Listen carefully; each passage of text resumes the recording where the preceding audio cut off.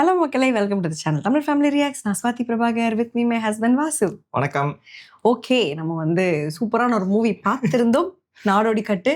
இப்போ அந்த மூவியோட லைக் சீக்வல் மாதிரி இல்ல பார்ட் 2 மாதிரி ஒரு மூவி. அந்த மூவி பார்ட் 2 தான்.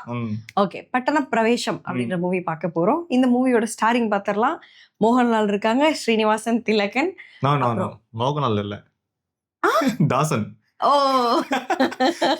தாசன் விஜயன். ஓகே, தாசன் விஜயன். அப்புறம் ஏஎன் அவரு பேர் என்னது? ஏஎன் யாரு? இவரு நம்பியார். அந்த மாதிரி கொஞ்சம் வீக் மெமரி. ஏஎன் ட்ரேடர்ஸ்ல தான் வச்சிருந்தாங்க பேரு. சோ தாசன் விஜயன் நம்பியார். அடுத்து அம்பிகா இருக்காங்க. ஐ திங்க் சோபனாக்கு பதிலாவா. அடுத்து இன்னசென்ட், மம்முக்கோயா. சோபனாக்கு பதிலாலாம் தெரியல, அவங்க ஒரு கேரக்டர் ஆட் பண்ணிருக்காங்க. லலிதா, ஓடுவில் உன்னிகிருஷ்ணன், உன்னோட ஃபேவரட். இது இருக்காரு. எஸ். அப்புறம் வல்சலா மேனன் அந்த பார்ட்டி ரோல் நிறைய பண்ணிருப்பாங்க ரீசென்ட் டேஸ்ல, அவங்க இருக்காங்க. ஓகே, மூவியோட டைரக்டர் சத்யநந்திகா. அவரு screenplay Srinivasan, music Sham. So அந்த ஷாமை பற்றி தான் நான் கொஞ்சம் சொல்லலாம்னு இருக்கேன். என்னது? இவரை பற்றி கொஞ்சம் நிறைய பேர் நம்மளோட ஃப்ரெண்ட்ஸ் சொல்லியிருந்தாங்க. இவர் ஆக்சுவலாக சென்னைக்காரர். ஓ, எங்கன்னு கேளு, கிண்டி. கிண்டியா? இங்கதான் இருக்கு கிண்டி. நேட்டிவ் பிளேஸ் கிண்டின்னு போட்டிருக்கு. ஓகே, ஒரு தமிழ் ஆள் தான். அங்க போயிட்டு பயங்கர மியூசிக் டைரக்டரா மாறி பயங்கர ஃபேமஸ் ஆயிட்டு இருக்காரு. அது அந்த டைம்ல ஒரு தவிர்க்க முடியாத மியூசிக் டைரக்டரா பயங்கர இந்த ஹீரோக்கு எலிவேஷன்ஸ் கொடுக்கறதுலாம், பேக்ரவுண்ட் ஸ்கோர் ஆட் பண்றது, நல்ல சாங்ஸ் போடுறதுலாம் பயங்கர ஒரு 20 இயர்ஸ் கிட்ட நல்லா 80s இருந்து 2000 வரைக்கும் நல்ல மியூசிக் எல்லாம் போட்டுருக்காரு. இவருக்கு ஜூனியர் ஒருத்தர் இருக்காரு, அவர் பேர் ஒன்று சொன்னாங்க, மறந்துடுச்சு. ஸோ இவங்க எல்லாம் பயங்கரமா அங்க இது பண்ணிருக்காங்க. அவருமே தமிழ்நாட்டை சேர்ந்தவர் தானே, சூப்பரா பண்ணிட்டு இருக்காங்க. நம்ம மூவிஸ் பார்க்க எவ்வளவு கிராஸ் ஓவர் இருக்குன்னு தெரியுது.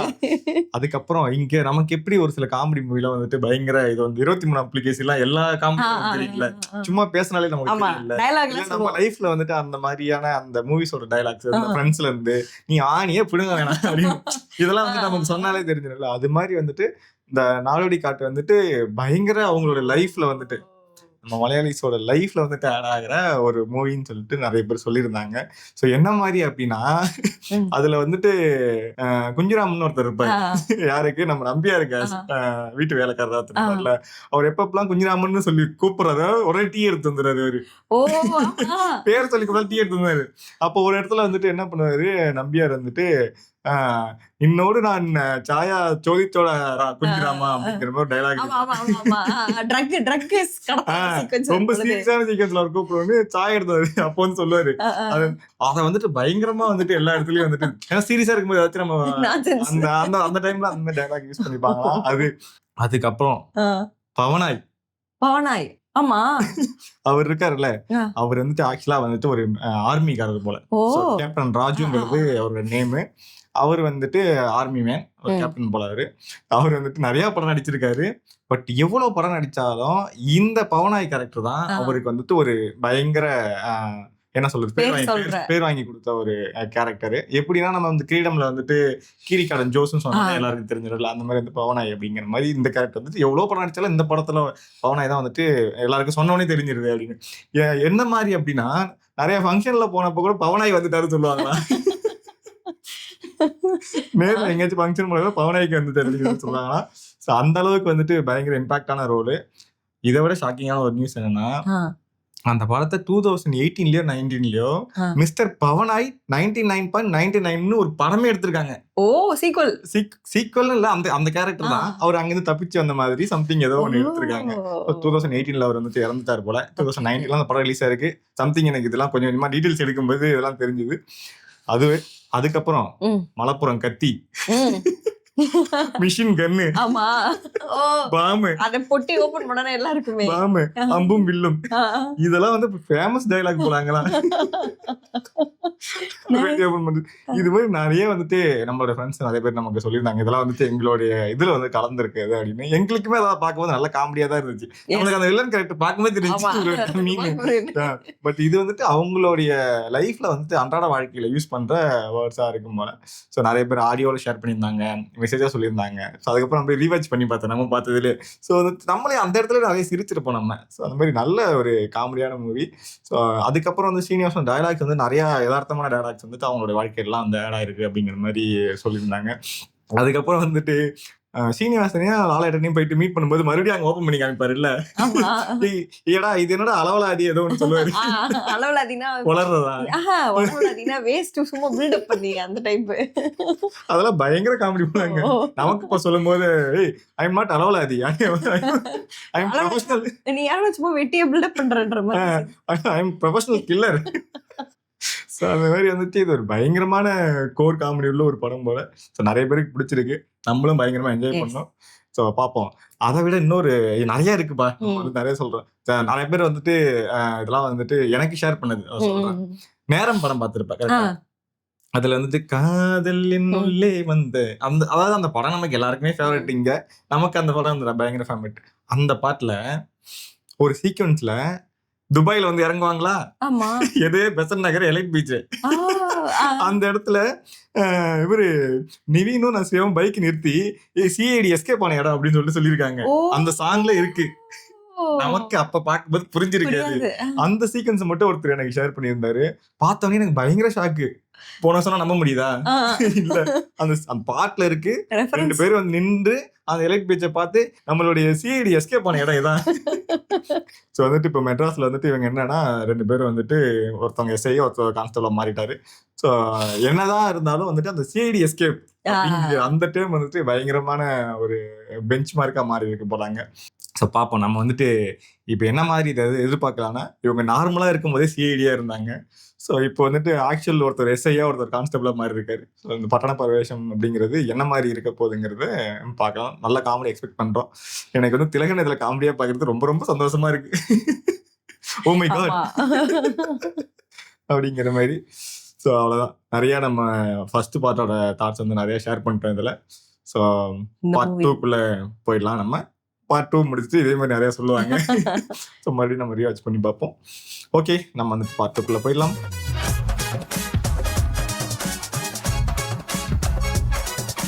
Hey, Saina. Good morning, Ashwarma here. Yes. എടുത്ത ഉടനെ വാ. ഓയ് തീർച്ചയായും. ഇല്ല വൈകില്ല, ഇപ്പൊ തന്നെ പുറപ്പെടുകയാണ്. നൈറ്റ് പെട്രോളിംഗ് സജീവമായിരുന്നു. ബോട്ട് ചെട്ടി വരെ വന്നൊരു കാറ് പോലീസിനെ കണ്ട് തിരിഞ്ഞോടി. ചേസിംഗിനിടയിൽ നമ്മുടെ ജീപ്പ് കേടായി. എന്നിട്ട് സിറ്റി ലിമിറ്റ്സിലൊക്കെ കാവലുള്ളതുകൊണ്ട് കടന്നു കളഞ്ഞിട്ടില്ല എന്നുള്ളത് ഉറപ്പാണ്. ഹോം മിനിസ്റ്റർ ഗസ്റ്റ് ഹൗസ് വന്നിട്ടുണ്ട്. പി എ ഫോൺ ചെയ്തിരുന്നു. കേസ് അന്വേഷിക്കാനല്ല, അധികൃതരോട് വിശദീകരിക്കാനാ കൂടുതൽ സമയം വേണ്ടത്. ഒന്നും തലയിൽ കയറിയുമില്ല. പണ്ട് ജാഥ വിളിച്ചു നടന്നതിന്റെ ഓർമ്മയാ. കുറ്റവാളികളെ പിടിക്കണമെന്ന് എപ്പോഴും മുദ്രാവാക്യം വിളിച്ചോണ്ടിരിക്കും. ആ, പെട്ടെന്ന് വരാൻ നോക്കാം. ഇൻസ്പെക്ടർ ഇവിടെ ഉണ്ടാവും സർ. വരുന്ന 2-3 ദിവസങ്ങൾ ചിലപ്പോൾ വളരെ നിർണായകമായിരിക്കും. I know it sir. എന്നെ കൊണ്ട് ഇത്രയൊക്കെ ചെയ്യാൻ പറ്റൂ. എന്റെ സ്ഥാനത്ത് വരുമ്പോഴേ നിങ്ങൾ കുറച്ചു നേരം പുറത്തു പോയിരിക്കും. இவர் இப்பதான் நம்ம வேற கெட்டப்ல ஃபுல் ட்ரெஸ்ல பார்க்கறோம்னு நினைக்கிறேன். കേസിന്റെ സങ്കീർണത ഞാൻ മനസ്സിലാക്കായിട്ടല്ല. ഒരാളെങ്കിലും അറസ്റ്റ് ചെയ്യാൻ സാധിച്ചിരുന്നെങ്കിൽ അസംബ്ലിയിൽ എനിക്ക് പിടിച്ചു നിൽക്കാമായിരുന്നു. കർമ്മോന്മുഖനായ ഒരു കസ്റ്റംസ് ഓഫീസർ, അന്വേഷണം ഏറ്റെടുത്തൊരു പോലീസ് ഉദ്യോഗസ്ഥൻ, കൊല്ലപ്പെട്ടത് വെറും വേളാങ്കുലികളല്ല സർ. വ്യക്തമായ കെണികൾ ഒരുക്കാതെ ഒരാളെ അറസ്റ്റ് ചെയ്യുന്നതിൽ അർത്ഥമില്ല. നിങ്ങൾ കെണി ഒരുക്കി വരുമ്പോഴേക്കും മന്ത്രിസഭ താഴെ പോകും. മിസ്റ്റർ വർമ്മ, 5-6 പേരെ സംശയമുണ്ട്, 1-2 പേരെ അറസ്റ്റ് ചെയ്തു എന്നൊക്കെ പത്രത്തിൽ ഇടയ്ക്കിടയ്ക്ക് വന്നുകൊണ്ടിരിക്കണം. അല്ലെങ്കിൽ പിന്നെ എന്ത് കേസ് അന്വേഷണം സർ? വല്ലവരെയും ചെന്ന് അറസ്റ്റ് ചെയ്യാൻ പറ്റുമോ? കേസുമായിട്ട് ബന്ധപ്പെട്ട ഒരാളെ അല്ല, എല്ലാവരെയും ഒന്നിച്ചു കൂട്ടാനാ എന്റെ ശ്രമം. 2-3 ദിവസത്തിനകം അത് നടക്കുന്ന എന്റെ വിശ്വാസം. അതുപോരാ, നാളെ വീണ്ടും അസംബ്ലി കൂടുകയാണ്. 24 മണിക്കൂറിനകം എന്തെങ്കിലും നടന്നേ പറ്റൂ സാർ. അത് നിങ്ങൾക്ക് തൽക്കാലം പോവാം. Typical politician. யாரையாச்சும் அரெஸ்ட் பண்ணி உள்ள போடுங்க. எங்க போலீஸை சேஸ் பண்றாங்க? போலீஸை சேஸ் பண்றவங்கள சேஸ் பண்றாங்க. 88லே சேசிங்க. ഡിഐജിയുടെ കോൾ ഉണ്ടായിരുന്നു.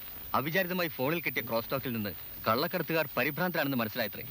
സാറിനെ പറ്റിയുള്ള ചില പരാമർശങ്ങൾ കേൾക്കുകയുണ്ടായി എന്നും പറഞ്ഞു. എന്നിട്ട് ഫോൺ നമ്പർ ട്രേസ് ചെയ്തു. സെക്കൻഡ് ഗേറ്റിനടുത്തുള്ള പബ്ലിക് ബൂത്ത് ആയിരുന്നു. സാറിനോട് ശ്രദ്ധിച്ചിരിക്കാൻ ഡിഐജി പറഞ്ഞു. കുഴപ്പമില്ല, എന്റെ അന്വേഷണം ശരിയായ വഴിക്കാണ് നീങ്ങുന്നതെന്ന് എനിക്കിപ്പോ കൂടുതൽ ബോധ്യമായി. അതാണ് അവർക്ക് ഈ പരിഭ്രാന്തി. നമ്മുടെ കടൽ തീരത്ത് ഇറക്കപ്പെട്ട സ്വർണ്ണപ്പെട്ടികൾ നഗരം വിട്ടു പോയിട്ടില്ല. ആ പെട്ടിക്ക് കാവലിരിക്കുന്നവർ തന്നെയാണ് കൊലയാളികൾ. അവരെത്രത്തോളം ശക്തരാണെന്ന് നമുക്കറിയില്ല. ഒരുപക്ഷെ നല്ലൊരു ഏറ്റുമുട്ടൽ വേണ്ടി വന്നേക്കും. ചിലപ്പോ നാളെ തന്നെ. സ്വർണ്ണപ്പെട്ടികൾனா நகை. கைதில ட்ரக்ஸை கடத்தி வச்சதுக்கு அந்த போலீஸ் ஸ்டேஷன் வந்துட்டு அக்யூஸ்டர்ஸ்லாம் வந்துட்டு லாக் பண்ணுவாங்கல்ல, இந்த கதை 30 வருஷத்துக்கு முன்னாடி எடுத்துட்டாங்க. கரெக்டு தானே? இங்க கோல்டு நகைன்னு சொல்றாங்க, அதை லாக் பண்ணி வச்சிருக்காங்க. இப்போ சம்பந்தப்பட்ட ஆட்கள் இவங்கள வந்து சுத்திட்டு இருக்காங்க. அப்படியே கைதில போட்டுப்பாரு.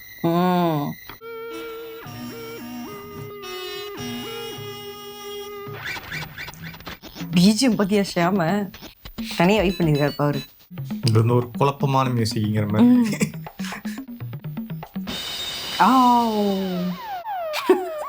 என்ன தெரியுமா அது? பட்டண பிரவேசம். இவங்க இப்போ சென்னையில தான் எஸ்ஐயும் கான்ஸ்டபிளா இருக்காங்க. அப்போனா இந்த ஸ்டோரி எப்படி சென்னையில தான் இருக்கும். ஐயோ கொண்டுட்டாங்களா அவரை? German shepherd. ஓபன் ஆயினாலே 88லயே மாஸ்டர்ட்டாங்களேப்பா. பக்கா கமர்ஷியல் எடுத்துருப்பாங்களோ. பார்ட் 1 நல்லா ஓடி இருந்துருக்கு, அதனால அடுத்து கண்டினியூ பண்ணியிருக்காங்க. நீங்க எனக்கு இதெல்லாம் கூட ஆச்சரியமா இல்லை, பார்ட் 2 எடுத்திருக்காங்க பாரு, அதுதான் வந்துட்டு ஆச்சரியமா இருக்கு. பார்ட் 2 பார்ட் 3 கண்டினியூ பண்ணியிருக்காங்க. ஐயோ ஆல் டென்ஷன் ஆகாது. இவர் எவ்வளோ சீரியஸான ரோல் இப்பெல்லாம் பார்க்குறேன். நிறைய படம் நடிச்சிருக்காரு. நிறைய படம் நடிச்சிருக்காங்க. 40 வருஷத்து படம் பார்த்து எடுக்கணும் நம்ம. நம்மளுக்கே 40 வயசு இல்லப்பா. பயங்கர சீரியஸா போயிட்டு இருக்கு. ஆஹா அப்போ ஏய் இது வந்துட்டு this looks like Chennai. Chennai தான். போலீஸ் யூனிஃபார்ம் பார்த்தா தெரியலையா? ஓ இப்போ இதை விசாரிக்க தான் 2 பேரும் வர போறாங்க. ரெஜிஸ்ட்ரேஷன் தான் ஓடிட்டு இருக்கு. அப்படியா? இந்த பஸ் எல்லாம் இப்போ சென்னையில இருந்து அந்த 2 பேரும் ஆச்சு.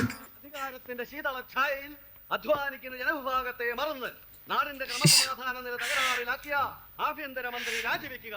ജനാധിപത്യ വിശ്വാസത്തിനായ നാട്ടുകാരോട് ഞങ്ങൾ അഭ്യർത്ഥിക്കുകയാണ്, അപേക്ഷിക്കുകയാണ്. വണ്ടാടാനുള്ളതല്ല ഭരണമെന്താ. എത്ര മണിക്ക് റിപ്പോർട്ട് ചെയ്യണമെന്നാണ് പറഞ്ഞിരുന്നത്? സംസ്ഥാനത്തിന്റെ ആഭ്യന്തരമന്ത്രി എത്ര മണിക്കൂർ നേരം മിസ്റ്റർ മോഹൻദാസിനെ കാത്തിരിക്കണം? രാവിലെ ചോര ഛർദ്ദിച്ചു സാർ. എന്തിന്? ചോര ഛർദ്ദിക്കാൻ മാത്രമുള്ള രോഗം എന്താണെന്നാ ചോദിച്ചത്? വളരെ ഗുരുതരമായ രോഗമാണെന്നാണ് സാർ പറഞ്ഞത്. രോഗത്തിന് പേരില്ലേ? പേര് ആരും വ്യക്തമായി പറഞ്ഞില്ല സാർ. മെഡിക്കൽ സയൻസിൽ ഇതോടൊപ്പം ഒരു പുതിയ രോഗത്തിന്റെ പേര് പൊട്ടിമുളയ്ക്കുമായിരിക്കും. ചിലപ്പോ. സ്കാനിങ് കഴിഞ്ഞതേ ഉള്ളൂ, റിപ്പോർട്ട് വന്നിട്ടില്ല. ഇത്രയും പ്രധാനപ്പെട്ട കേസിന്റെ ചുമതല ഏൽപ്പിക്കാൻ നേരത്താണോ സ്കാനിങ്ങും മണ്ണാങ്കട്ടൊക്കെ? പ്ലീസ് എക്സ്ക്യൂസ് മീ സാർ, രോഗം ഒരു ക്രൈം അല്ല. ക്രിമിനൽസിനെ പിടികൂടുന്ന ഉത്തരവാദിത്തത്തിൽ നിന്ന് പോലീസ് ഉദ്യോഗസ്ഥന്മാർ മുടന്തൻ ന്യായങ്ങൾ പറഞ്ഞ് പിന്മാറുന്നത് അതിഭയങ്കരമായ ക്രൈമാണ്. നിരവധി ഡോക്ടർ സർട്ടിഫിക്കറ്റുകൾ ഞാൻ കൊണ്ടുവന്നിട്ടുണ്ട് സാർ. ചുരുങ്ങിയത് 6 മാസത്തേക്കെങ്കിലും വിശ്രമം വേണമെന്നാണ് വിദഗ്ധന്മാരുടെ അഭിപ്രായം. ഇതിലും ഭേദം താങ്കൾ മരിച്ചു പോയതായ സർട്ടിഫിക്കറ്റ് കൊണ്ടുവരുന്നതായിരുന്നു. കള്ളക്കടത്തുകാർ തന്നെയാണ് അശോക് വർമ്മയെ തട്ടിയത്. സ്വർണം പൂഴ്ത്തിവെച്ച സ്ഥലത്തേക്ക് എത്തിപ്പെടാനുള്ള സകല വഴികളും വർമ്മ രേഖപ്പെടുത്തി വെച്ചിട്ടുണ്ടായിരുന്നു എന്നാണ് അറിഞ്ഞത്. വർമ്മയുടെ ബ്രീഫ് കേസും കൊലപാതകൾ കൊണ്ടുപോയി. കള്ളക്കടത്തുകാർ വളരെ എനിക്ക് തോന്നുന്നത്. അക്കാര്യത്തിൽ സംശയമില്ല. ഈ നഗരത്തിൽ പല രൂപത്തിലും ഭാവത്തിലും അവരിപ്പോൾ ഒളിച്ചിരിക്കുകയാണ്. ഏത് രൂപത്തിലാണ് സാർ? ഡിപ്പാർട്ട്മെന്റിന് വലിയ നാണക്കേട്. അശോക് വർമ്മയുടെ മരണം ഒരു കനത്ത അടിയായി. മോഹൻദാസിന്റെ പിന്മാറ്റം മറ്റൊരു നാണക്കേട്. സാർ 11:30 എക്സ്റേ എടുക്കണം. പോണം.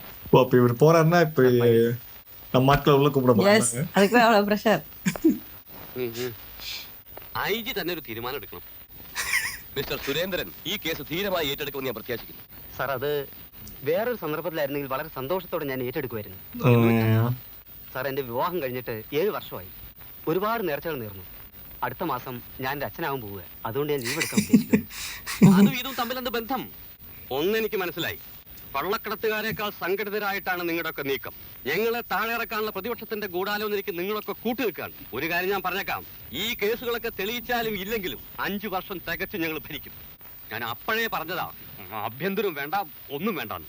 ഈ സാരി കൊള്ളാമോ? ഈ കളർ அவங்களுக்கு அவங்க பிரச்சனை. 40 வருஷத்துக்கு முன்னாடி இதே பிரச்சனை தான் போல. നീ ഒന്ന് പോണ്ട അപ്പുറത്ത്. മനുഷ്യ ഇവിടെ തീയില്ല. അസംബ്ലി കാണിക്കുന്നവരുള്ള അഭ്യാസം ഒന്നും എന്റെ അടുത്ത് എടുക്കരുത്. മന്ത്രിയായതിനു ശേഷമുള്ള ഇലക്ഷന് നിന്നിരുന്നപ്പോ നിങ്ങളുടെ പാർട്ടിക്കാരില്ല എന്റെ അച്ഛനെ കാശുവാരി എറിഞ്ഞത്. നീ എനിക്ക് സ്വൈരം തരില്ല അല്ലേ? ഈ കേസിന് തുമ്പുണ്ടാക്കിയിട്ടില്ലെങ്കിൽ ഏത് നിമിഷത്തിലും അധികാരം വിട്ട് ഇറങ്ങേണ്ടി വരികയെന്നറിയില്ല. അധികാരം വിട്ടിറങ്ങാനോ? എന്ന് വെച്ച 6 മാസം കൊണ്ട് മന്ത്രിയുടെ ഭാര്യയായി ഞാൻ മുൻമന്ത്രിയുടെ ഭാര്യയായി മാറുമെന്നോ? ഇങ്ങനെ അറമ്പറ്റുന്ന വർത്താനൊന്നും പറയാതെ. അല്ലെങ്കിൽ തന്നെ ഓരോരുത്തർക്ക് അസൂയ വന്ന് നിറഞ്ഞു നിൽക്കുന്ന സമയം. നിന്നെയും കൊണ്ട് ഇങ്ങനത്തെ സ്ഥലങ്ങളിലേക്ക് നടക്കണം എന്നെ വേണം തല്ലാൻ. സൂക്ഷിച്ച് സംസാരിക്കണം. മന്ത്രിയാണെന്നൊന്നും ഞാൻ നോക്കില്ല. ஐயோ பாத்தீங்களா எப்படி வந்து மாட்டிருக்கோன்னு. മന്ത്രിനാളും അവളதான் മന്ത്രിയുടെ രാജി ഇന്ന് ഈ നഗരത്തിൽ നടക്കുന്ന കരിങ്കൊടി പങ്കുകൊള്ളാൻ അവളുടെ ഫീലിങ്സ് എനിക്ക് പുരിയുது. നാട്ടുകാരോട് ഞങ്ങൾ അഭ്യർത്ഥിക്കുകയാണ്, അപേക്ഷിക്കുകയാണ്. ജനവഞ്ചകനായ പ്രതിപക്ഷം ജനങ്ങളെ ആകെ ഇളക്കി മറിക്കുകയാണ്. ആഭ്യന്തരമന്ത്രി രാജിവെക്കണം, ആഭ്യന്തരമന്ത്രി രാജിവെക്കണം. അയ്യോ രാജിവെച്ചാൽ ഇവിടെ ക്രമസമാധാനം വരൂ. അതാണ്. പിടികിട്ടാതെ ഞാൻ എന്ത് ചെയ്യും? വർമ്മയുടെ മരണം കൂടി ആയപ്പോ പോലീസ് ഉദ്യോഗസ്ഥന്മാർ ആകെ ഭയന്നിരിക്കുകയാണ്. ഈ കേസ് ഏറ്റെടുക്കുന്നതിലും നല്ലത് ആത്മഹത്യയാണെന്നാ പലരുടെ അഭിപ്രായം. ഒരു കണക്കിന് അതാ നല്ലതും. മറ്റൊരു ഐഡിയയുമായിട്ടാണ് ഞാനിപ്പോ വന്നിരിക്കുന്നത്. അന്വേഷണം വേണ്ടെന്നായിരിക്കും. എന്ത് ഐഡിയ അതിൽ കൊള്ളാൻ പെട്ടെന്ന് വേണം. ഈ കേസ് CBI ഏൽപ്പിക്കണമെന്നാണ് പലരും പറയുന്നത്. പക്ഷെ അതിനു മുമ്പ് നമുക്കൊരു അവസാന ശ്രമം കൂടി നടത്തി നോക്കാം. വളച്ചുകെട്ടില്ലാത്ത കാര്യം പറയാൻ നിങ്ങൾ ഇതുവരെ പഠിച്ചിട്ടില്ല. സാർ വളച്ചു കെട്ടാതെ ഈ കാര്യം പറയാൻ ഒക്കുകയില്ല. ഡിപ്പാർട്ട്മെന്റിന്റെ കീഴ്വഴക്കങ്ങളിൽ കാണാത്ത ഒരു പുതിയ ഐഡിയയാണ് ഞാൻ അവതരിപ്പിക്കുന്നത്. ആ പറയണം. 6 മാസങ്ങൾക്ക് മുമ്പുള്ള ചില പത്രവാർത്തകൾ സാർ വായിച്ചു കാണും. മന്ത്രി ആയ പിന്നെ ഞാൻ പത്രം അധികം വായിക്കാറില്ല. സാർ ശ്രദ്ധിച്ച് കേൾക്കണം. ഇന്ത്യയിലും വിദേശത്തും വേരുകളുള്ള അതിവിപുലമായ ഒരു കള്ളക്കടത്ത് സംഘത്തെ 6 മാസങ്ങൾക്ക് മുമ്പ് മദ്രാശി വെച്ച് പിടികൂടി. അനന്തൻ നമ്പ്യാർ, ഗോവയിലെ ഭീകരന്മാർ ഇന്ന് ഇരുമ്പഴിക്കുള്ളിലാണ്. അതുകൊണ്ട് പ്രസിദ്ധനായ അന്താരാഷ്ട്ര കൊലയാളി പവനായിയെ വളരെ കോടിക്കണക്കിന് രൂപയുടെ മയക്കുമരുന്നുകൾ പിടിച്ചെടുത്തു. ഈ അത്ഭുതങ്ങൾ സാധിച്ചെടുത്തത് ആരാണെന്ന് അറിയാമോ? ഇല്ല. ചെറുപ്പക്കാരായ 2 മലയാളികൾ. ആ മലയാളി കുട്ടികൾ ഇന്ന് തമിഴ്നാട് ക്രൈംബ്രാഞ്ചിന്റെ രോമാഞ്ചമാണ് സർ. ഈ അന്വേഷണത്തിനായി അവരുടെ സേവനം പ്രയോജനപ്പെടുത്തണമെന്നാണ് എന്റെ ശക്തമായ അഭിപ്രായം. ഈ ഒരു പ്രത്യേക സാഹചര്യത്തിൽ തമിഴ്നാട് ഗവൺമെന്റ് നമ്മുടെ റിക്വസ്റ്റ് തള്ളിക്കളയാനിടയില്ല. കീഴ്വഴക്കങ്ങൾ എന്തായാലും എല്ലാ തടസ്സങ്ങളും നീക്കി തമിഴ്നാട് സർക്കാരിൽ പ്രഷർ ചെലുത്തി പ്രഗത്ഭരായ ആ 2 CID-കളെ ഇവിടെ വരുത്താൻ ഞാൻ തീരുമാനിച്ചു കഴിഞ്ഞു.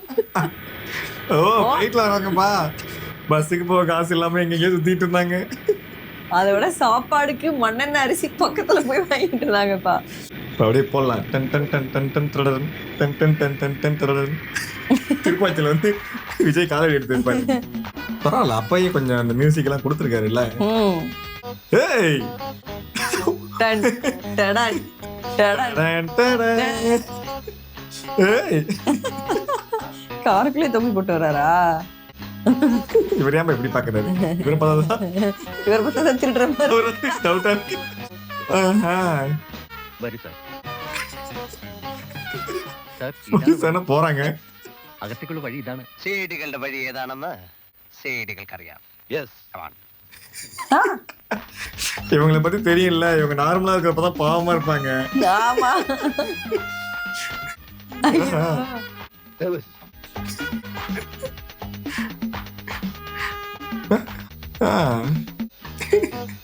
இதெல்லாம் பண்ணும்போது ஆப்போசிட்ல இருக்காங்க எப்படிப்பா சிரிக்காம இருப்பாங்க? இவங்க எப்பரா 2 பாவங்களை பிடிச்சாங்கன்னு யோசிச்சிருப்பாங்கப்பா. അത് சொல்லல, ഷൂട്ടിംഗിൽ ഇവங்க 2 പേരും പண்றது ആപ്പോസിറ്റ്ல இருக்காங்க തിരിച്ചാണ്. ഒന്നുമില്ലെന്ന് IG പ്രത്യേകം പറയാൻ പറഞ്ഞു. ഏതവസ്ഥയും ഞങ്ങൾക്ക് ഒരുപോലെയാണെന്ന് അദ്ദേഹം അറിഞ്ഞു കാണില്ല. കള്ളക്കടത്തുകാർക്കെതിരെ നീങ്ങിയ പോലീസ് ഉദ്യോഗസ്ഥന്മാർ ഒന്നിനു പിറകെ മറ്റൊന്നായി കൊല്ലപ്പെടുന്നു എന്നുള്ള വാർത്ത കണ്ട് ഭയപ്പെടരുത് എന്നാണ് അദ്ദേഹം ഉദ്ദേശിച്ചത്. ഭയപ്പെടാനോ? ഞങ്ങളോ? അപ്പൊ ഞങ്ങളുടെ പൂർവ്വചരിത്രമൊന്നും അദ്ദേഹം അറിഞ്ഞു കാണില്ല. തമിഴ്നാട്ടിലെ അധോലോകം നടുങ്ങിയ വാർത്തയൊന്നും ഇവിടുത്തെ പത്രങ്ങളിൽ വന്നിട്ടില്ലേ?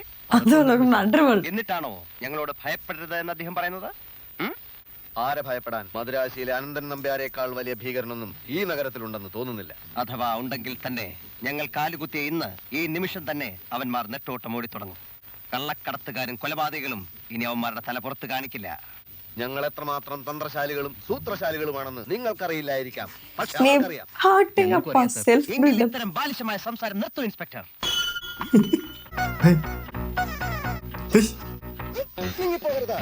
എല്ലാവരും നിങ്ങൾ പോലീസ് ഉദ്യോഗസ്ഥന്മാരായിരിക്കാം, പക്ഷേ ഈ പ്രശ്നത്തിൽ ഇടപെടാൻ ഞങ്ങൾ അടിക്കുന്ന സൗണ്ടെല്ലാം കേൾക്കുന്നത്.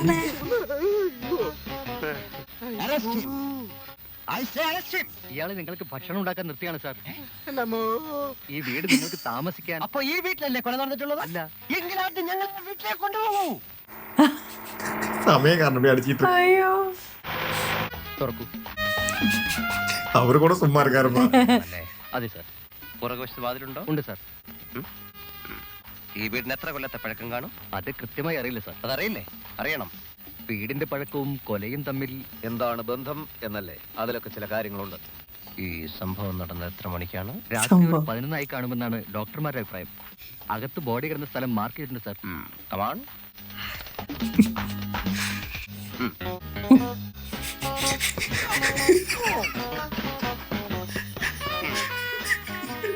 Thank you. No mention. No mention. Sir body കിടന്നിരുന്ന അകത്തെ മുറിയിലാണ്. தெரியும் எங்களுக்கு அதானே I know. அதனால எங்களுக்கு தெரியும். സാർ അത് ബോഡി മാർക്ക് ചെയ്ത സ്ഥലമാണ്. I know. ഇത് തലയല്ലേ? അല്ല സാർ, അത് കാലാണ്. അയ്യോ. ഇത് തല. മാർക്കിംഗ് ഒന്നും കറക്റ്റ് അല്ല. മാർക്കിംഗ് കറക്റ്റ് ആണ് സാർ. ആര് പറഞ്ഞു? അത് നിങ്ങളാണോ തീരുമാനിക്കാൻ? സാർ അത് കോൺസ്റ്റബിൾ ഡയറി എടുക്കൂ, ആ ടേപ്പും എടുക്കൂ കോൺസ്റ്റബിൾ. എന്നിട്ട് വാതിൽ നിന്ന് ഈ ബോഡി കിടന്ന ദൂരം അളക്കൂ. என்னென்னமோ பண்றாங்கப்பா. ஏதோ ஏதோ 10 வருஷமா சிஐடியா இருந்த மாதிரியும் 10-15 കേസ് പിടിച്ച மாதிரியும் பண்ணிட்டு இருக்காங்க. എത്രയുണ്ട്? ഒരു 3-3.5 അടി വരും. ഓ, ആ ഡയറിയിൽ രേഖപ്പെടുത്തു. കൊലപാതകയുടെ ഷട്ടിൽ നിന്ന് അടർന്നു വീണ ഒരു ബട്ടൺ കിട്ടിയിട്ടുണ്ട് സാർ. അതുകൊണ്ട് അതൊരു തുമ്പാണല്ലോ. അത് തുമ്പാണോ തുമ്പിയാണോ എന്ന് ഞങ്ങൾ തീരുമാനിക്കും. ബട്ടൺ പോലും ഒരേ തരത്തിലുള്ള എത്രയോ ലക്ഷം ബട്ടണുകൾ വിപണിയിൽ ഇറക്കുന്നുണ്ട്. ഈ ഒരു ബട്ടൺ നോക്കി കൊലയാളിയെ നിങ്ങൾ എങ്ങനെ കണ്ടുപിടിക്കും മിസ്റ്റർ? ഫൂളിഷ്നെസ്. കോൺസ്റ്റബിൾ, തല മുതൽ കാല് വരെയുള്ള നീളം എത്രയാണെന്ന് അളക്കൂ. അതിനു മുമ്പ് ഒരു നിമിഷം ഒന്ന് വരും. ഓക്കെ. കോൺസ്റ്റബിൾ சொல்லக்கூடாது. എന്താ? മനുഷ്യനെ താഴ്ത്തി കിട്ടുന്ന സ്വഭാവം പണ്ടേ നിന്റെ രക്തത്തിലുള്ളതാണ്. കോൺസ്റ്റബിൾ എന്നുള്ള വിളി എനിക്ക് തീരെ പിടിക്കുന്നില്ല. തമിഴ്നാട് ക്രൈം ബ്രാഞ്ചിൽ നീ കോൺസ്റ്റബിളും ഞാൻ ഇൻസ്പെക്ടറുമാണ്. അവിടെ ഇവിടെ അത് കൊട്ടിക്കൊഴിക്കേണ്ട ആവശ്യമില്ല. ഉള്ള കാര്യം തുറന്ന് പറയുന്ന ആരെയും പേടിക്കണ്ട. നിന്റെ ഈ കോംപ്ലക്സ് മരിച്ചാലും മാറില്ലടാ. ബികോം ഫസ്റ്റ് ക്ലാസ്സിൽ പാസ്സായ ഞാനും പ്രീ ഡിഗ്രി തോറ്റ നീ ഒരിക്കലും തൊഴിലാകില്ല. അയ്യോ. സിഐഡിയിൽ BCom CID pre degree CID എന്നൊന്നുമില്ല. എല്ലാം സിഐഡി തന്നെ. ആവർത്തിച്ചാൽ ഞാൻ മഹാ തറയാകും. ഇനി എന്തോ തറയാകാൻ? നീ തറയാണ്. Duty first. വാതിൽപ്പടിയിൽ കൊലപാതകരെന്ന് സംശയിക്കുന്ന രക്തക്കറ ഉണ്ടായിരുന്നു. അത് മറ്റൊരു തുമ്പാണ് സാർ. രക്തം പരിശോധിക്കാൻ ഫോറൻസിക് ലാബിലേക്ക് അയച്ചിട്ടുണ്ട്. അയച്ചോളൂ. പക്ഷെ ഞങ്ങൾക്ക് അതിന്റെ ആവശ്യമില്ല. തുമ്പുണ്ടാക്കാനും കേസ് തെളിയിക്കാനും ഞങ്ങൾക്ക് സ്റ്റേറ്റ് പോലീസിന്റെ സഹായം ആവശ്യമില്ല. നിങ്ങളെ കൊണ്ട് സാധിക്കാഞ്ഞിട്ടാണല്ലോ ഞങ്ങളെ വരുത്തിയത്. സാർ, ഞങ്ങളാൽ കഴിയുന്ന സഹായം. നോ, ഞങ്ങൾ ചില നിർദ്ദേശങ്ങൾ തരും, അതനുസരിച്ചാൽ മതി. ആദ്യമായിട്ട് മിസ്റ്റർ മരിച്ചാലിന്റെ പേരെന്താണ്? അശോക് വർമ്മ. അശോക് വർമ്മയ്ക്ക് മരിക്കുമ്പോൾ എത്ര തൂക്കം ഉണ്ടായിരുന്നു? വെയിറ്റ് അത് ഒരു 70-72. ഊഹം പറ്റില്ല, കൃത്യമായ വെയിറ്റ് വേണം. എന്നിട്ട് അതേ വെയിറ്റിലുള്ള ഒരു ഡമ്മി ഉണ്ടാക്കണം. ആ ഡമ്മി ഞങ്ങൾ മുകളിൽ നിന്ന് താഴേക്കിടും. സർ, കുത്തേറ്റാണ് വർമ്മ മരിച്ചത്. അപ്പൊ ഡമ്മി? അതൊന്നും നിങ്ങൾ അറിയണ്ട. എങ്ങനെ മരിച്ചാലും ഞങ്ങൾ ഡമ്മി ഇട്ട് നോക്കും. അതാണ് ഞങ്ങളുടെ ഇപ്പോഴത്തെ രീതി. ഡമ്മി ഒന്ന് പോയി രണ്ടെണ്ണം ആയിക്കോട്ടെ. അതെന്തിനാ? ഒന്ന് ചത്തയാൾ മറ്റൊരു കൊന്നയാൾ. ഓ, അങ്ങനെ ആയിക്കോട്ടെ കോൺസ്റ്റബിൾ. സോറി, ശരി മിസ്റ്റർ വിജയൻ. പിന്നെ മരിച്ചാളിന്റെ കുറച്ച് ഫോട്ടോസ് വേണം. കൊന്നയാളുടെ ഫോട്ടോ ഉണ്ടെങ്കിൽ അത് കൊലയാളി ആരാണെന്ന് അന്വേഷിക്കാനല്ലേ ശരി നമ്മൾ വന്നത്. ഫോട്ടോ ഉണ്ടെങ്കിൽ കുറച്ചുകൂടെ എളുപ്പമുണ്ടല്ലോ. തൽക്കാലം നമുക്ക് പോകാം. കമാൺ. இதுக்கு வளர்ந்த உளறிடுவோம். கொலையாளிகள் போட்டோ கேட்டுட்டு இருக்காங்களா? கேட்ட ശ്രീനിവാസൻ. മദിരാശിയിലെ എത്രയോ പ്രമാദമായ കേസുകൾ തെളിയിച്ചിട്ടാണ് ഞങ്ങൾ വന്നിരിക്കുന്നത്. കൊലപാതകി എത്ര സമർത്ഥരായാലും ഞങ്ങൾ അവനെ അകത്താക്കും. കൊലപാതകി കൂട്ടത്തിലോ മറ്റോ ഉണ്ടെങ്കിൽ സ്വയം കീഴടങ്ങുന്നതാണ് നല്ലത്. ഞങ്ങളുടെ കയ്യിൽ നിന്ന് രക്ഷപ്പെട്ട് കളയാമെന്ന് ആരും മോഹിക്കണ്ട. സർ, എനിക്ക് അനുഭവ സമ്പത്ത് കുറവാണ്. കുറച്ച് വേണോ? ഈ കേസിന്റെ സ്വഭാവം അനുസരിച്ച് ഇത്രയും പരസ്യമായൊരു അന്വേഷണം വേണം. ഞങ്ങളാണ് കേസ് അന്വേഷിക്കാൻ വന്നിരിക്കുന്നു എന്ന് കുറ്റവാളികൾ അറിയണം. ഒരു വിധപ്പെട്ടവനൊക്കെ അതോടെ കീഴടങ്ങും. എനിക്ക് തോന്നുന്നില്ല. നമുക്ക് കാണാം സാർ. കുറ്റവാളികൾ എത്രയും പെട്ടെന്ന് വലയിലാകുമെന്ന് അധികൃതരെ അറിയിച്ചേക്കൂ. മറ്റു കാര്യങ്ങൾ നമുക്ക് പിന്നീട് സംസാരിക്കാം. എന്റെ ഭാഗത്തുനിന്ന് ബുദ്ധിപരമായ സഹായമൊന്നും ഞങ്ങൾ പ്രതീക്ഷിക്കുന്നില്ല. വല്ല കാറോ ജീപ്പോ വേണമെങ്കിൽ അറിയിക്കാം. ധൈര്യമായിട്ട് പോകൂ. பேசவே விட மாட்டாங்களே. பயங்கர பில்டப் கொடுத்துக்கிட்டு இருக்காங்க உங்களுக்கு. பாவம் பாரு. உங்களுக்கு சமைச்சு போட. ஓ, இவர்தான் அந்த காரமான. அப்படியா? ജനാർദ്ദനൻ ഇത് ഒരു ക്യാരക്ടർ. നടന്ന വീടായിരിക്കുമെന്ന് ഞങ്ങൾ വിചാരിച്ചു. ഞങ്ങൾ വന്നിറങ്ങിയ ഉടനെ ഞങ്ങളെ ആക്രമിക്കാൻ വന്ന ഭീകരനാണ് നിങ്ങളെന്ന് കരുതി. സിഐഡികൾക്ക് ആരെയും എപ്പോഴും സംശയിച്ചേ പറ്റൂ. ഇത്രയും ക്രൂരമായിട്ട് എന്റെ ഭാര്യ പോലും എന്നെ തല്ലിയിട്ടില്ല. ഞാൻ എതിരാളികളോട് ഏറ്റുമുട്ടുമ്പോൾ എന്റെ ഓരോ ഇടിക്കും ഓരോ ക്വിന്റൽ വെയിറ്റ് കാണും. ഞാൻ കൂടി ഇടിച്ചിരുന്നെങ്കിൽ അത് 2 കിൻഡലായനെ.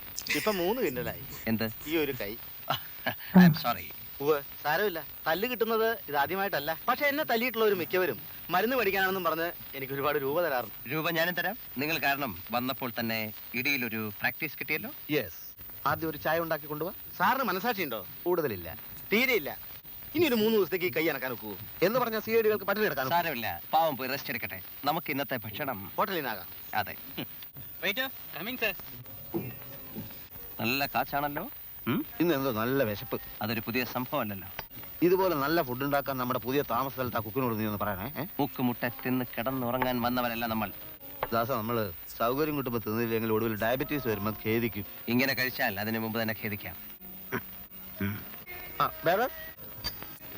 Fried rice എത്തിയില്ലല്ലോ. ഉടനെ എത്തിക്കാം സർ. പെട്ടെന്ന് ആയിക്കോട്ടെ. ശരി. 88 ഫ്രൈഡ് റൈസ്. ഇന്ന് രണ്ടിലൊന്ന് തീരുമാനിക്കും. തീരുമാനിച്ചേ പറ്റൂ. എന്ന് വെച്ചാൽ ചിലപ്പോ ഞാൻ വെടിവെക്കും. അപ്പൊ ചത്തുപോയില്ലേ? കൊല്ലാതെ നിർത്തിയില്ലെന്ന് വന്നാൽ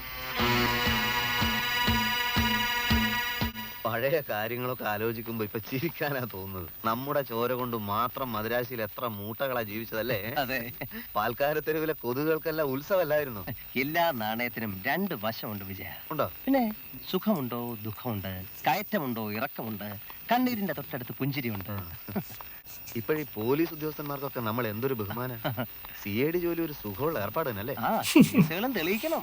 അത് തെളിയിക്കാം. ഇന്നത്തെ നമ്മുടെ എല്ലാ നീക്കങ്ങളും വളരെ വളരെ കറക്റ്റ് ആയിരുന്നില്ലേ? നിന്റെ കുറെ വിഡ്ഢിത്തരങ്ങൾ ഒഴിച്ചാൽ എന്റെ ഭാഗം എല്ലാം കറക്റ്റ് ആയിരുന്നു. അപ്പൊ കൊലപാതകയെ കണ്ടുപിടിക്കാനുള്ള തുമ്പുകളൊക്കെ കിട്ടിയിട്ടുണ്ടോ ആവോ? സാറിന് വല്ല തുമ്പും കിട്ടിയിട്ടുണ്ടോ? കിട്ടിയെങ്കിൽ എനിക്കും കിട്ടി. அவர்தான் இது நாய் பிடிக்கிறவங்க போல போவாங்க. ഇയാളല്ലേ അയാള്? അയാള് ആ പോയാള്. വാ നമുക്ക് പിന്തുടരാം. വെറുതെ ഇരിക്കട്ടെ. രാത്രി നേരത്തെ പിന്തുടരൊന്നും വേണ്ട. രാത്രിയോ പകലോ എന്നൊന്നുമില്ല. എനിക്ക് ഉറങ്ങണം. ഏതാണ് ഉറങ്ങാൻ പോകുന്നവൻ അതറിയണ്ട. ഞാൻ അയാളെ പിന്തുടരാൻ പോവുകയാണ്. അയ്യോ, ഒരു 50 പൈസ. ഈ നേരത്തെ ആരാ പടക്കം പൊട്ടിക്കുന്നത്? വിഷു കഴിഞ്ഞില്ലേ? പടക്കോ? വിഷു അല്ലേ? അത് ഒരു വെടിയുടെ ശബ്ദമായിരുന്നോ? നീ തോക്കെടുത്തോ? ഭക്ഷണം കഴിക്കാൻ പോകുമ്പോ ആരെങ്കിലും തോക്കെടുക്കുവോ? നമ്മളാരാ വെടിവെച്ചതാ? CIDகள் ஓடக்கூடாது. இவங்க பப்ளிக்கா விசாரிக்க சொன்னாங்கல்ல. யாருப்பா அவரு? சொல்றதுக்கு மஞ்சள் கலர் ட்ரெஸ் போட்டு இருக்காரு பிரைட்டா. ஏய், இவங்க என்னப்பா என்கொயரி இப்ப நம்ம கையில வந்து மாட்டிக்கிட்டாங்க. அதுதான் இவங்களும் பண்ணாங்க. ஆனா எவ்வளவு சீரியஸா போகும் தெரியும் அவங்களுக்கு. இந்த ட்ரிக்கை என்ன யூஸ் பண்ணிட்டு இருக்காங்க போல அந்த படத்துல இருந்து.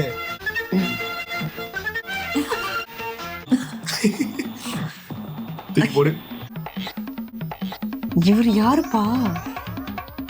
பயங்கரமான ஆளா இருக்காரு. இவங்க மேல மேல போறாங்க, ஏறி வரும்போது எட்டி வச்சிடுறாங்க. அதான் மட்டும் பாரு.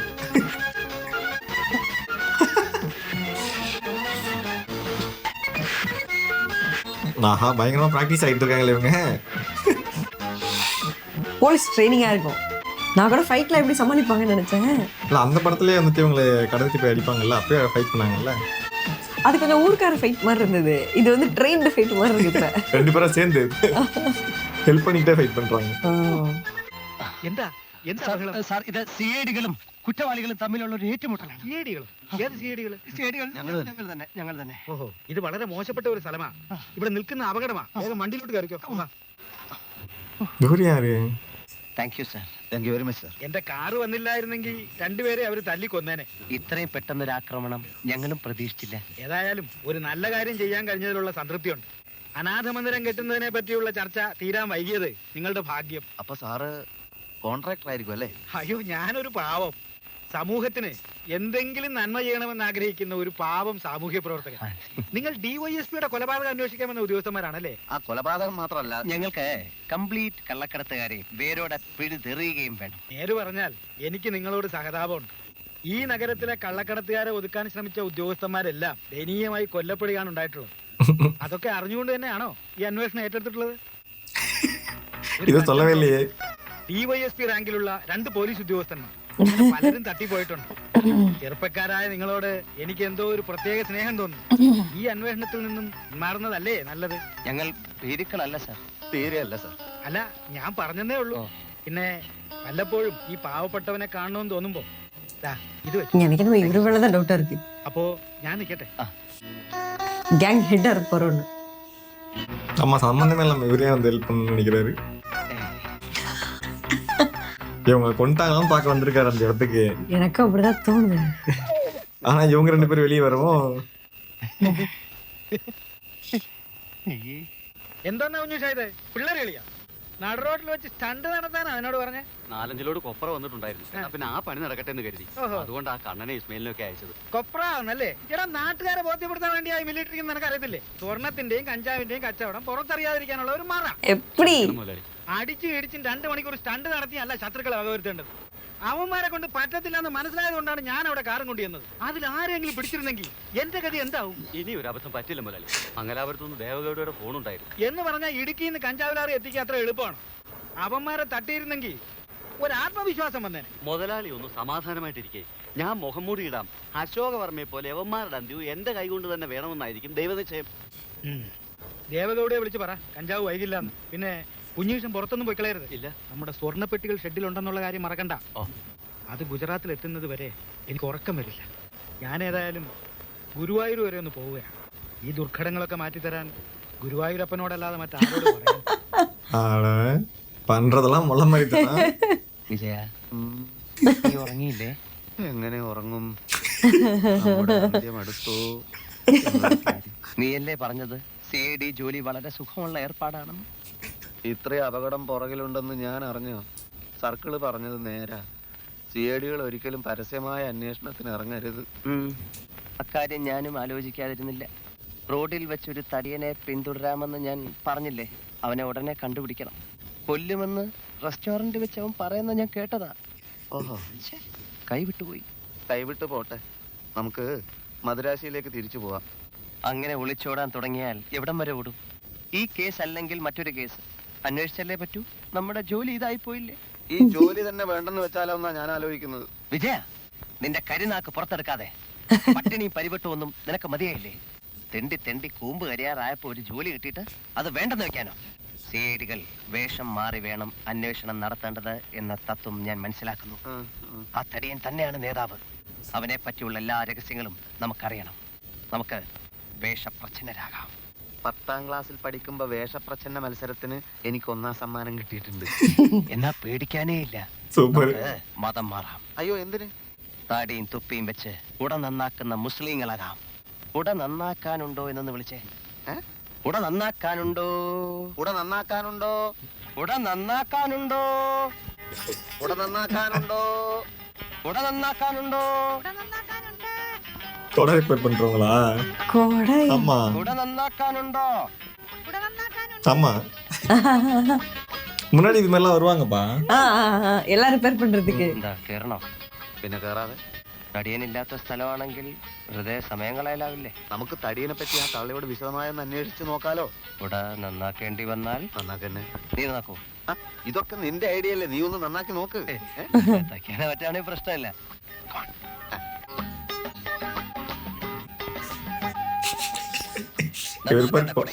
கொடை வைக்கிற மாதிரி வராது. കൂലിയൊന്നും ചോദിക്കരുത്. കൂലി പ്രശ്നമല്ല, നിങ്ങൾ കുടയും കടിക്കി. ഒടുക്കം വക്കാണത്തിനൊന്നും വയ്യ പറഞ്ഞേക്കാം. அதான் மாறு வயசுல இருக்கீங்களே, வாய்ஸ்லாம் மாற்றி பேசு. ഇത്തിരി പണിയേ ഉള്ളൂ. അയ്യോ. എടുത്ത് തയ്ക്കണം, ചക്കു മാറ്റണം, കുതിരി ഒന്ന് ഒടിഞ്ഞിരിക്കുക. പിന്നെ ഈ തുണി ഇളയപ്പോഴൊന്ന് ശരിയാക്കണം, പിടി ഉറപ്പിക്കണം. അങ്ങനെ പണി വളരെ കുറച്ചേ ഉള്ളൂ. കൂലി പറയാൻ നിങ്ങൾ കൂടെ വരി. നല്ല തടിയും വണ്ണമുള്ള ഒരുത്തനെ കണ്ടിട്ടുണ്ടോ? താടി വെച്ച. എന്തിനാ? നമുക്ക് വെറുതെ ഒന്ന് കാണാനെ കൊണ്ട്. തടിയും വണ്ണമുള്ള ഒരുപാട് പേരെ കണ്ടിട്ടുണ്ട്. ഒരാളെ പറയും. ആദ്യം കൂലി പറ. ആദ്യം നിങ്ങൾ ഇത് പറയും. ആദ്യം കൂലി പറയാൻ. നിങ്ങൾ എന്ത് തരുമോ അത് പറയും. 50 പൈസയുടെ പണിയേ ഉള്ളൂ. 75 പൈസ തരാം. സമ്മതിച്ചിരിക്കണം. കൂടെ വരി. മൊയ്തീനെ, மொய்தீனு. മൊയ്തീനെ, ഇതങ്ങ് നന്നാക്കി കൊടുക്കി. സാധനെ നിങ്ങൾ നന്നാക്കിക്കൊള്ളി. നമ്മൾ സഹായിക്കാം. മൊയ്തീനെ, നിങ്ങൾ നന്നാക്കി കൊടുക്കി. നിങ്ങൾ നന്നാക്കിക്കൊള്ളി. നമ്മൾ കോൺസ്റ്റബിൾ, നിങ്ങളല്ലേ ഓഫീസർ, ഇതങ്ങ് നന്നാക്കി കൊടുക്കി. നോക്കണ്ട, നിങ്ങൾ നന്നാക്കണോ? ഇതിന്റെ പിടിപോയല്ല. പിടി ഉറപ്പിക്കണം. வேற கொடை மாத்தி வச்சிருவாங்க. அதான் பண்ணணும், வேற வழி இல்ல. உடைக்க போறாங்க.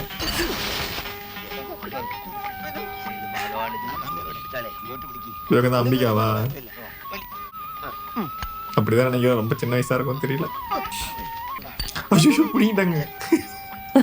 ഞങ്ങള് കൊട നന്നാക്കാൻ നടക്കുന്ന 2 മുസ്ലിം സഹോദരങ്ങളാണ്. അതുകൊണ്ട് നമ്മള് കുട നന്നാക്കി കൊണ്ടിരിക്കുകയാണ്. ஆமா. ரொம்ப சின்ன வயசா இருக்கும். ஐயோ. தாடி பிஞ்சிருச்சு போச்சு. ലളിത. ஆமா ஆமா, அவங்கதான். അതിലൊരുത്തന്റെ താടി ഇളകി. ഏതോ കള്ളന്മാരാണെന്ന് തോന്നുന്നു. ഇങ്ങനെ പല വേഷത്തിലും പകൽ വന്ന് സ്ഥലമൊക്കെ കണ്ടുവെക്കും. എന്നിട്ട് രാത്രി കക്കാൻ ഇറങ്ങും. അയ്യോ എന്റെ ഈശ്വര. என்ன பண்ண போறேன்? വീടിന്റെ അകത്ത് കള്ളം കയറിയ നോക്കാം.